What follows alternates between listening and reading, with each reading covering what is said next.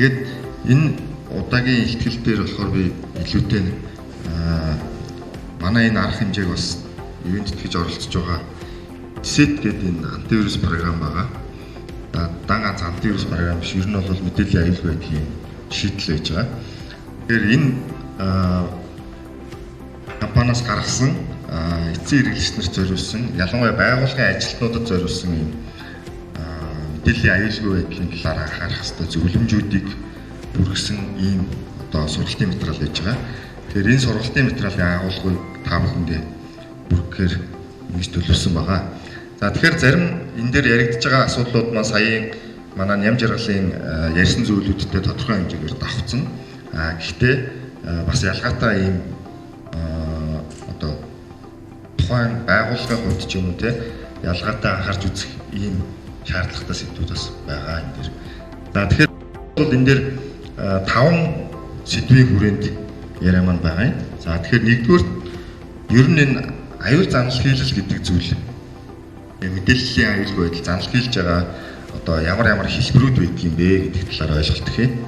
За тэгээд дараагаар нь бол одоо нууц үг гэдэг зүйлийг бид нар хэрхэн аюулгүй байлгах юм боломж байна вэ тий. За дараагаар нь бол интернет орчинд бид нар ажиллаж байхдаа яаж мэдээллийн аюулгүй байдлаа хангаж ажиллах ёстой юм бэ гэдэг ийм зөвлөмжүүд байгаа. За мөн имэйлтэй харьцаж байх, цахим шуудантай тий харилцаж байх явцдаа бид нар мэдээллийн аюулгүй байдлын талаар юу анхаарах ёстой юм бэ? За сүүлд нь бол одоо аюулгүй байдлын ажиллагаагаа хэрхэн хангаж байгаа талаар бас ямар одоо хэмжүүрүүдийг бид нар ашиглаж явах ёстой юм бэ гэдэг. За тэгэхээр одоо ямар ийм халдлагууд мэдээллийн аюулгүй байдлын занал хийлэлүүд байдаг юм бэ гэдэг жишээг бол энэ дээр. Тэгэхээр энэ дээр мэдээлэл алдагдж байгаа одоо үндсэн нөхцлүүд бол энэ 3 одоо гол нөхцөл байна гэж харж байгаа. Тэгэхээр нэгдүгээрт бол за хамгийн доороос нь ярих юм бол энэ malicious гэдэг нь бол янз бүрийн одоо хортой програмуудыг компьютерт суулгах, компьютер руу халдлага үйлдэх замаар бол мэдээлэл авдаг ийм аргачлалууд байгаа. Тэгэхээр энэ маань бол одоо нийт мэдээлэл алдагдах нөхцлүүдийн 47% байдаг болвол за дээдлийн 2 нөхцөл бол илүү их хүмүүсээс хамааралтай, байгууллагын процессоос хамааралтай ийм одоо мэдээллийн алдагдал гарах нөхцлүүд байгаа. Тэгэхээр нэгдүгээрт бол хүний өөрийн буруутай үйлдэлээс хамаарсан ийм мэдээлэл алдагдах нөхцлүүд байж идэг. Энэ бол 28% гэдэг чинь. За дараа нь бол процессын асуудал гэдэг. Тэгэхээр зэрэг жишээлхэд одоо бид нар антивирус програм ч юм уу худалдаж авчаад тухайн антивирус програмаа яг идэвхтэй бүрэн дүрэн ашиглахгүй байх ч юм уу тий. За ямарваа нэг аюулгүй байдлын шийдэл одоо байгууллага дээр нэвтрүүлчихэд тэрийгэ бүрэн дүрэн хэрэглэхгүй байх, идэвхжүүлэхгүй байх, зарим зүйлээс нь төвөгшөөгөө тэрийг хаах гэдэг ч юм уу тий. Ийм байдлаас болоод эргээд өөрсдөө мэдээллийн аюулгүй байдлын эрсдэлд оруулдаг ийм асуудал байж байгаа.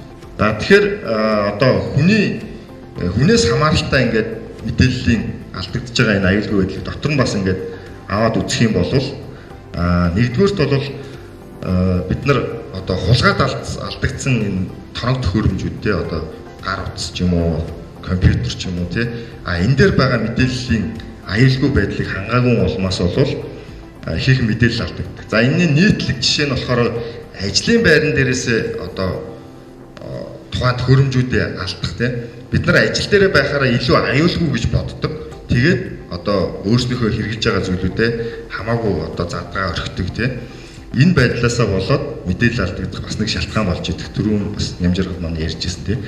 За нөгөө талд болохоор зэрэг одоо машин унаандаа одоо энэ утас компьютер янз бүрийн юм орхиод явах те ил задгаа орхих ийм асуудлаас болоод бол бас тухайн төхөөрөмж дээр байгаа мэдээллүүд алдагдах. За тухайн төхөөрөмжийг одоо нэгэнд нэвтрэх нь одоо хялбархан ийм нөхцөлд бол тухайн төхөөрөмжөөр дамжаад цаашаа одоо бусад байгууллагын ч юм уу те мэдээлэл рүү нэвтрэх, хувь хүний мэдээллүүд рүү нэвтрэх гэдэг ийм асуудлууд байна. За энэ халдлагууд гэж байж байгаа. Тэгэхээр энэ халдлагуудыг дотор нь бас ингээд 3 ангилалд авч үзэж байгаа. За энэ дотроос мэдээж нөгөө хамгийн өргөн хэрэглэгдэж байгаа нь бол энэ malware буюу хортой янз бүрийн програмуудыг одоо төрөл бүрийн аргачлалаар эцсийн хэрэглэгч нар дээр хүргэж тухайн хүмүүсийн систем дээр ямар нэгэн юм цоорхой байдлыг үүсгэх замаар тухайн систем рүү эргэж халдлага үйлдэх замаар бол мэдээллийг авдаг юм аргачлал байж байгаа. За тэгээд хакинг буюу одоо мэдээж тухайн хүмүүсийн ашиглаж байгаа системийн сул байдлыг ашиглах. Түрүүн одоо нэмжиргалан ярьдаг системээ байнга апдейт хийхгүй ч юм уу тий аюулгүй байдлын янз бүрийн шийдэл ашиглахгүйгээс болоод тухайн системийн одоо хуучин систем ашиглаж байгаа тохиолдолд тэр хуучин систем дээр ямар одоо цоорхой байдаг вэ гэдгийг мэддэг нөхцөлд бол тухайн цоорхоогоор дамжуулж тухайн төхөөрөмжүүд рүү одоо нэвтрэх боломжууд байж байгаа. Тэр нь одоо нэгсэндээ апдейтийг хийгээгүйгээс болоод ч юм уу энэ нөхцлүүд нь бол онгорхой байж байгаа. Тэгээ энүүгээр дамжаад мэдээлэл алдагдах боломжууд үүсэж байгаа. За өөр нэг одоо нөхцөл болохоор social engineering буюу төв хүмүүсийг одоо ятган синхруулах замаар ч юм уу эсвэл найрах одоо манайхны ярьдгаар гэдэг ч юм уу тий ямар нэг байдлаар тухайн хүнийг одоо тухайн хүний сул талыг ашиглаж мэдээлэл олж авах ийм аргачлал бас байж байгаа. За тэгээд одоо эдгээр халдлагуудын талаар бас дэлгэрүүлээд жоохон ярих юм бол тий. За malware буюу одоо тэр хортой код гэдэг зүйл маань өөрөө дотроо маш олон төрлөөр байж идэг. Зарим нь бол ингээд одоо флаш диск уншуулахад тухайн компьютер дээр автоматар суудаг ч юм уу тий. За бид нар нэг мэйл одоо хавсралтай ийм мэйл ирэхээр хавсрал файлыг нь бид нар нээх үед шууд автоматар тухайн компьютер дээр идэвхждэг ч юм уу. За янз бүрийн линк рүү үсрээд орохоор тэр линкний цаана одоо янз бүрийн браузер дээр суудаг ийм плагинууд байж идэг ч юм уу. Одоо нэмэлт жижиг програмууд гэсэн үг тий. За энэ болгон маань суугаад одоо тухайн компьютер дээр байнгын тагнах одоо ажиллагаа явуулна гэсэн. Тэгээд одоо жишээлхэд бид нар gmail.com гэж ороод за тэгээд мэдээж одоо мэйл рүү орох гэж байгаа хүн бол gmail.com гэдээ орсны дараагаар username password-ыг хийдэг ч юм уу. Тэгэхээр зэрэг ерөнхийд нь ингээд одоо хүний үйлдэлийг ингээд хадгалаад ингээд цааш нь дамжуулаад идэг програм бай гэж бодъё л да. Тэгэх юм бол за gmail.com гэдгийн дараагаар мэдээж хүн хаягаа оруулсан байж таараа гэдэг. Тэрэнд явж байгаа бүх текстүүдийг ингэж ажиглаж хагаад эндээс нэгсэндээ тухайн хүний пассвордыг олоод авах боломж байна гэсэн үг тийм. Тэгэхээр тухайн одоо систем дээр ямар нэгэн байдлаар ийм хортой програмууд суух юм бол энэ маань эргээд мэдээллийн одоо эрсдэлд оруулах юм байна гэдэг асуудал байна. За тэгээд энэ одоо ийм хортой кодуудын өсөлт бол маш хурдцтайгаар явагдаж байгаа. Төрөл бүрийн одоо нэг жижигхэн өөрчлөлт хийгээл тухайн програмыг гаргахад л нэг одоо эрсдэл болж хуурж байгаа. Тэгэхээр зэрэг энэ маань өөрөө маш хурдцтай өсөж байгаа ийм халдлагын төрөл байж байгаа. За тэгээд одоо хүмүүс ихэвчлэн ярьдаг Windows бол ингээд ашиглахаар одоо халдлагад хамгийн их өртдгөө. Тэгэхээр зэрэг би ерөөсөө Mac ашиглах хэрэгтэй юм байна. Эсвэл би Android систем ашиглах хэрэгтэй юм байна. Эсвэл одоо Linux төрлийн системүүдийг ашиглах хэрэгтэй байна гэдэг ч юм уу тий. Бас ийм ойлголтууд явж байдаг. Гэтэл яг яагаад Windows өөрөө их халдлагад өртөх шалтгаан болдгийм бэ гэхээр зэрэг мэдээж бол зах зээлийн хувьд бол хамгийн өргөн хэрэглэгдэж байгаа ийм систем учраас ямарваа нэг халдлага хийж байгаа хүн аль болох олон нийтийг хамарсан ийм халдлага үлдэх одоо сонирхолтой байж байдаг. Тэгээд тэрнээс болоод тухайн систем зориулсан ийм халдлагын одоо програмуудыг хөгжүүлэх сонирхол бол мэдээж илүү байдаг. Гэхдээ энэ нь бол бусад системүүд халдлагад өртөхгүй гэдэг нөхцөл бол ерөөсөө ч биш. Бусад системүүдийг ч гэсэн ашиглаж явах явцад тухайн одоо системүүд зориулсан одоо жишээлбэл Mac ч юм уу тий Mac-OS зориулсан янз бүрийн одоо бас халдлага үлддэг програмууд мөн л адилхан байж идэг. За утсан дээр ч гэсэн мөн адилхан. За тэгээд одоо янз бүрийн бас утсан дээр одоо нөгөө location tracking буюу одоо байршил тэр хүн хаана явж байгаа тий мэдээллийг ч юм уу эсвэл ямар хүн лүү ямар дугаарууд руу ярьж байна, ямар дугаарууд руу мессеж бичиж байна гэдэг ч юм уу. За эсвэл магадгүй ингээд одоо дуу хоолойг бичлэг хийх ч юм уу ингээд буцаар ярьж явах үед те тэгмчлэн янз бүрийн төрлийн програмууд бас ингээд суулгах замаар халдлага үлдэж болно. За ялангуяа одоо Apple компанийн хувьд болохоор өөрсдийнхөө системдэр ерөөсөө янз бүрийн аюулгүй байдлын шийдлүүдийг нэмэлт хөгжүүлэлт хийлгэхгүйгээр бид нар өөрсдөө аюулгүй байдлаа хангана гэдэг ийм бол жишээлхий шаардлага өмнө тавьдаг байсан. Тэгэхээр энээс болоод одоо зарим өмнөх системүүд дээр бол халдлага үлдэх нөхцлүүд нь бол цэвэр Apple-ийн өөрийнх нь боломж олцооноос хамаарсан юм бас нөхцөл үүсдэг байсан байж байгаа. За тэгэхээр нөгөө компьютер дээр маань одоо ямар байдлаар энэ халдлагууд үлдэгдэх вэ гэхээр мэйлээр ирсэн төрөл бүрийн янз бүрийн линкэн дээр одоо санаатай санамсаргүйгээр дарах ч юм уу тий. За ингээд цаашаага нэвтэрснээс болоод за тэр явцад сонирхолтой зүйл гарч ирээд даунлоод хийж авна гэдэг ч юм уу тий. Ингээд цаашаага явах тусмаа бид нар болвол тухайн халдлагад өртөх боломж маань илүү болоод эхэлж байгаа. За янз бүрийн флаш дискүүд тий бид нар энэ тэндээс янз бүрийн флаш диск олохороо ч юм уу эсвэл ингээд хүнээс авсан зүйлээ хуулж авах гэдэг ч юм уу энэ болгондоо бол шууд флаш дискийг компьютертоо залгаад бол уншуулцдаг. Гэтэл энэний цаана бол нөгөө хортой кодууд маань автоматар бас ажиллаад хуулж авах явцад компьютер дээр давхар хуулагдах. Тэгээд тухайн файлыг одоо нээх үед давхар идэвхчих ч юм уу тийм ийм байдлаар бол тарах боломжтой хийж идэг. За мөн интернетээс төрөл бүрийн одоо яг албан ёсны их сурвалжаас биш ийм янз бүрийн их сурвалжаас одоо хэрэгтэй програмыг хүн хайж байгаа татаж аваад суулгах ийм одоо тохиолдлууд гардаг. Тэгэхээр энэ дотор бол давхар ингээд одоо энэ хортой програмуудыг бол бас суулгацсан байж идэг. Тэгэхээр энийг дагаад бас компьютер дээр маань тухайн кодууд идэвхжих боломжтой гэсэн. За гар утасны хувьд ч гэсэн мөн ижлэхэн. Тэгэхдээ гар утсан дээр бол яг нэг давуу тал нь юу гэдэг вэ гэхээр Apple Store-оос ч юм уу Android Store дээрээс бол одоо татсан програмуудын хувьд бол харьцангуй одоо тийм хортой код ашиглаж явах магадлал бага байдаг. Гэтэл бид нар заримдаа ингээд зарим програмыг ингээд ашиглах гэхээр төлбөртэй ч юм уу тий. Төлбөртэй програм учраас бид нар энэний одоо өнгөө хөлбөрийг өөр нэг газараас татаад авчиа гэдэг ингээд янз бүрийн сайтн дээрээс одоо шууд одоо бүтсэн дээрээ нөгөө флашаар ч юм уу эсвэл ингээд татаж аваад суулгадаг энэ хөлбөрийг нь бид нар олж аваад суулгачдаг. Ийм тохиолдлууд бас байдаг. Тэгэхээр тэр тохиолдолд бол нөгөө бас тэр програмуудыг дагаад тухайн утсан дээр одоо энэ хортой ийм програмууд бас давхар суух боломж байж байгаа. За тэгэхээр энэ дээр бол одоо энэ нөхцөл байдлуудаас сэргийлэхийн тулд бид нар юу анхаарах ёстой юм бэ гэдэг. Тэгэхээр төрөл бүрийн одоо ийм хамгаалалтын шийдлүүдийг бол мэдээж бид нар хэрэгж одоо зааших хэрэгтэй байж байгаа. За тэгээд одоо тухайн төхөөрөмж рүүгээ бид нар яг ийм янз бүрийн одоо хадгалах төхөөрөмжүүдийг холбох үедээ бол маш сайн анхаарч явах хэрэгтэй тийм яг ямар их сурвалжаас авсан төхөөрөмж ашиглаж байгаа. За тухайн төхөөрөмжийг нээж үзэхээс өмнө одоо антивирус програмаар шалгадаг ч юм уу гэх мэтлэн тийм. За тэгээд интернетээр одоо ороод явж явах үедээ төрөл бүрийн линкэн дээр бас хамаагүй дарахгүй байх тийм. Яг тухайн линк маань яг найдвартай их үсвэрээс ирсэн линк мөн үү шүү гэд энийг бас шалгаж байх. За тэгээд мөн одоо байгууллагын хувьд ч юм уу тийм гэр бүлийн хувьд ялангуяа хүн бас гэр бүлийн одоо нууцын мэдээллүүд бас байж болно тийм гэр бүлийн нууцд хамаарах. Тэгэхээр энэ тохиолдолд нөгөө бие биенийгээ бас мэдээлжүүлж явах хэрэгтэй тийм бие биендээ ийм одоо асуудлууд байдгийн байна гэдэг ойлголтуудыг бас өгж явах хэрэгтэй гэсэн ийм зөвлөмжүүд байж байгаа. За эхний хэсэг дээр бол ийм байж байгаа. За дараагийн нэг занал хийл болохоор фишинг гэж байгаа. За энэ ерөнхийдөө нөгөө загасчлах гэдэг энэ одоо нэршлээс гарч ирж байгаа. Тэгэхээр мэдээж нөгөө загасчин хүн бол ингэж том тор тавьчаад тэгээ загас тэр торонд орохоор нь одоо шүүж авна гэдэг энэ ойлголттой дүүцгүүц ийм одоо ойлголт байж байгаа. Тэгэхээр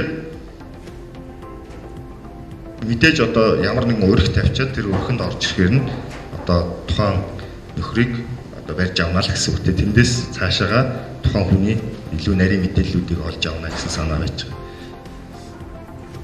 За тэгэхээр одоо жишээлхэд тухайн хүн рүү одоо янз бүрийн маркетингийн чанартай мэйл явуулах замаар ч юм уу яг албан ёсны нэг компаниас ингээд тухайн хүнд хандсан юм мэйл явуулж байгаа юм шиг юм албан ёсны их усүрээс ирж байгаа юм шиг байдлаар одоо мэйлүүд явуулах тий тухайн мэйл дотроо одоо хавсралтаар янз бүрийн зүйл явуулах эсвэл түрүүний хэлдгээр нөгөө янз бүрийн одоо линкнүүд явуулах ч юм уу тий ийм зүйлүүд байж байгаа.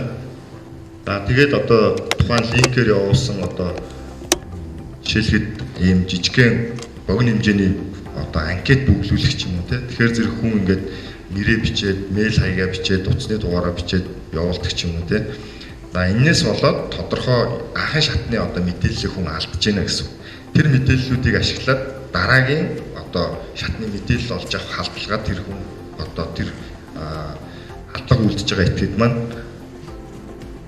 одоо халдлагаа улам нарийсгана л гэсэн үг. Бид нар анхан шатны мэдээллээ иймэрхүү байдлаар алдаж байна гэсэн. За энэ дээр бол жишээлхэд одоо эрүүл мэндтэй холбоотой янз бүрийн мэдээлэл өгөх замаар одоо юу гэдгийг та турахыг хүсэж байна уу? Та одоо юу гэдгийг те эрүүл хооллохыг хүсэж байна уу гэдэг ч юм уу те ийм янз бүрийн нөгөө маркетингийн мэдээллээр явуулаад за энэ дээр та мэйл аяга бүртгүүлнэ үү одоо юу гэдгийг те ингээд зарим нь бүр ингээд нөгөө янз бүрийн форм бүглүүлдэг те нас хүүс одоо янз бүрийн зүйлээ оруулах юм бол танд тохирсон програмыг санал болгоё гэдэг ч юм уу те одоо танд зориулсан хөтөлбөрийг санал болгоё гэдэг ч юм уу одоо ийм байдлаар хүний хэлэдэггүй их мэдээллийг болов зарим хакерууд бол ингээд цуглуулж идэг. За гэхдээ энэ нь санаатай болон мэдээ санааны та нууц угаас байж нөө гэдэг ч юм уу тийм иймэрхүү байдлаар ингээд ямарваа нэг бүнийг ингээд богино хугацаанд үйлчлэл хийхийг шаардсан тийм яаралтай та пассвордоо солихгүй бол одоо ийм асуудал гарлаа гэдэг ч юм уу тийм мэдээлэх зарчмаар хүнийг илүү түргэн шуурхай үйлчлэл хийлгүүл тэр үед бол хүн илүү нөгөө хяналтаа алдаад тех систем байна, их систем байна гэдэг өөр үйлчлэл хийдэг. Энэ эмзэг тал дээр нь тулгуурлаж болов халдлагууд үлддэг байж байгаа. За тэгээд эдгээрийг яг ялгах нөхцлүүд гэх юм бол ингээд мэйл хаягийг нь шалгаж явах хэвээр. За доторх үгүй өгүүлбэрийн алдаатай байна уу?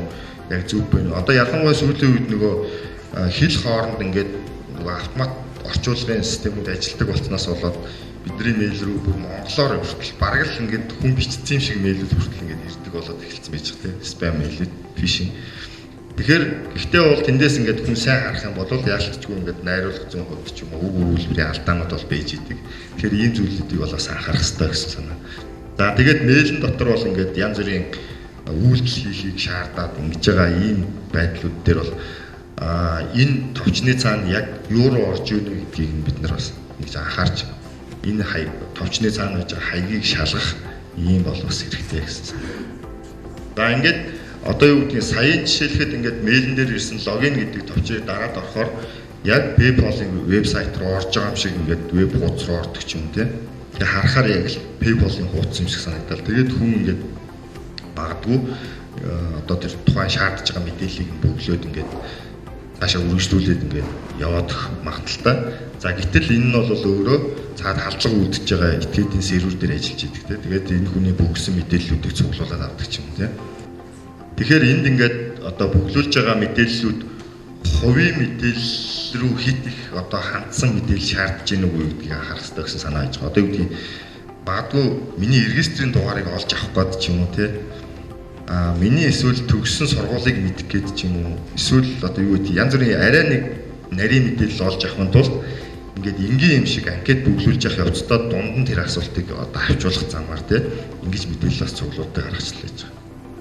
За тэгэхээр одоо сая одоо энэ фишинг төрлийн халдлагаас хамгаалахад бол мэдээж нөгөө мэйл тухайн мэйлүүд маань одоо хинээс ирж байгаа юм ба яг бидний хүсэжсэн хүлээжсэн хүмүүсээс ирж гэнэ үү?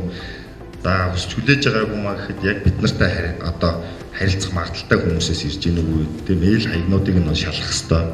За мэйлийн агуулгыг бол сайн анхаарч үзэх хэрэгтэй тийм. За тэгээд одоо янз бүрийн линкнүүд байх юм бол линкэн дээр нөгөө маусаа очихоор зэрэг браузерын доор бол ингээд яг алтан цаад өсрөх гэж байгаа хаяг нь бол ингээд харагдчихэдэг тийм. Тэр хаяг нь яг үнэхээр тэр байгууллагын хаяг мөн бэ нү биш вэ нү гэдэг ч юм тийм. Иймэрхүү зүйлүүдийг анхаарах нэ гэсэн. За тэгээд ялангуяа мэйл дотор ингээд линк өгсөн байх юм бол линкний харагдаж байгаа текст нь болохоор яг зөв хаяг нь байж идэг. Тэгсэн мөртлөө дарахаар зэрэг цаашаа явж өсөрж байгаа линк нь болохоор өөр хаяг байж идэг. Тэгэхээр зэрэг яг үнэхээр л одоо тэр хаяг руу орох хэрэгтэй байгаа бол өөрөө ингээд гараар хаяг бичээд тухайн хаяг руу браузераар ингээд орох хэрэгтэй гэдэг юм тийм. Тэгэхгүй тэнд өгөгдсөн бэлэн линкэн дээр дарахаар зэрэг харагдаж байгаа яг хаяг руугаа биш цаана өөр хаяг руу бол өсөрж явах магадaltaй байдаг. За social engineering буюу одоо яг тухайн одоо хүмүүсийн сул тал дээр одоо дөрөөлж мэдээлэл олж авах цуглуулах ийм үйлдэлийг бол social engineering гэж хэлдэг. За энэ ихэвчлэн одоо мэйлээр дамжиж үйлдэгдэг. За сүүлийн үед бол мэдээж одоо нэг сошиалор бас дамжиж үйлдэгдэж байгаа тийм. За тэгээд мэдээж утсаар ярих, утсаар мессеж бичих гэх мэтлэн ингээд илүү яг тухайн хүнтэй илүү хувь одоо дотн маягаар харилцаа үүсэх энэ сувгуудыг ашиглаж болов энэ халдлага явагддаг. За ингээд энэ аргачлал маань өөрөө баг багаараас ингээд мэдээлэл цуглуулж байдаг. Нэг удаа одоо холбогдохдоо нэг төрлийн мэдээллийг авч яадаг. Дараа нь дахиад нэг холбогдохдоо дахиад нэг өөр төрлийн мэдээллийг аавна гэдэг ч юм уу баг багаар мэдээлэл цуглуулж агаад дараагаар нь бол тэр хүний одоо мэдээллүүдээр тулгуурлаад тухайн хүний ашигладаг одоо чухал систем рүү нэвтрэх орлого хийдэг ч юм уу тийм. Магадгүй одоо банкны систем байж лээ гэхэд security асуултууд асуудаг бол тэр асуултын хариултууд нь юу байж болох вэ гэдгийг таамаглах хэмжээний мэдээллүүд цуглуулж иж асуулна тийм. Тэгээд одоо тэр мэдээллийг олж авснараа пассвортыг нь reset хийгээд тухайн систем рүү нэвтрэх юм орлогуудыг хийх магадaltaй гэсэн. За тэгээд энэ дээр бас нөгөө янз бүрийн жишээнүүд байж идэг. Жишээлхэд одоо ингээд нэг ажилтан руу буцаар яриад би танаа тийм захирал байна, тийм дарга байна гэдэг. Надад яаралтай ийм мэдээлэл хэрэгтэй байна гэдэг ч юм уу те. Тэгэхээр зэрэг нөгөө ажилтан бол илүү захирал нь ярьж гин одоо тийм удирдлагын хүмүүс нь ярьж байна гэдэг. Том байгууллагууд дээр бол нөгөө хүн болгон бас дээд түвшний удирдлагын хүмүүсээ бол тэр болгон сайн мэдхгүй танихгүй байх тохиолдол ч гэсэн гарна. Шинээр томилогдсон хүмүүсийг мэдхгүй байх тохиолдол гарна тий. Энэ байдлыг бол дундуур нь ашиглаад тухайн хүмүүсээс тодорхой мэдээллүүдийг шаардж яарвчлуулах замаар тухайн хүнээс бас мэдээлэл авах магадлал. За мөн одоо тухайн байгууллагад сервис үйлчилгээ үзүүлдэг байгууллагуудын одоо дөрөнд хувцас ч юм уу тий. Ийм хувцсыг өмсөөд тухайн байгууллага руу нэвтэрч ороод одоо тэр төрлийн үйлчилгээ үзүүлэх гэж байгаа мэтэр ингээд тухайн байгууллага дотор яваад энд тэнд байгаа сул одоо компьютер те системүүд эсвэл ширээн дээр орхисон цаас одоо юу гэдгийг те энэ болгоноос бас байгууллагын янз бүрийн нарийн мэдээллүүдийг цуглуулах ийм боломжтой. Тэгэхээр энэ маань бол бас нэг хүмүүсийн сул талыг ашиглаж байгаа хэлбэрээ гэсэн. За тэгээд энэс одоо сэргийлэхийн тулд бол бид нар яах ёстой вэ гэхээр ямарваа нэг ийм нарийн мэдээллийг хүн задлахаасаа өмнө бол бас сайн нягтлах ёстой тий тэр тухайн мэдээллийг асууж байгаа хүнийг эсвэл тэр мэдээллийг өгөх ёстой хүмүүсээс давхар асуух ч юм уу тий. Магадгүй одоо сүүлийн үед бол их гараад байгаа шүү дээ нөгөө Facebook-ийнхаа пассвортыг алдчихаар хүмүүс нөгөө найз нөхдөд рүү ингээд янз бүрийн мөнгө төгрөг нэгтгэх ч юм уу те янз бүрийн мэдээлэл асуудаг ч юм уу энэ тохиолдолд нөгөө эргэж тухайн хүнээс нягтлахгүйгээр шууд мэдээлэл өгөх байдлаар одоо өөрийнхөө хувийн мэдээллийг алдаад байгаа ийм асуудлууд байж байгаа. Тэгэхээр одоо тухайн зүйлийг давхар бас нягтлж явах хэрэгтэй гэсэн. За иймэрхүү ерөнхийдөө зөвлөмжүүдийг өгöd. За тэгээд цаг ерөнхийдөө дуусч байгаа юм шиг байна. Тэгээд энэ зөвлөмж маань өөрөө бол нэлээд тийм бас дахиад цаашаа бас нэлээд их материалууд байгаа. Тэгээ шаардлагатай бол энэ материалыг бол угаасаа одоо та бүхэнтэй хуваалцаж болно. Тэгээд энэ материалыг хэрвээ одоо авъя гэх юм бол манай зохион байгуулагч нарт хандаарай.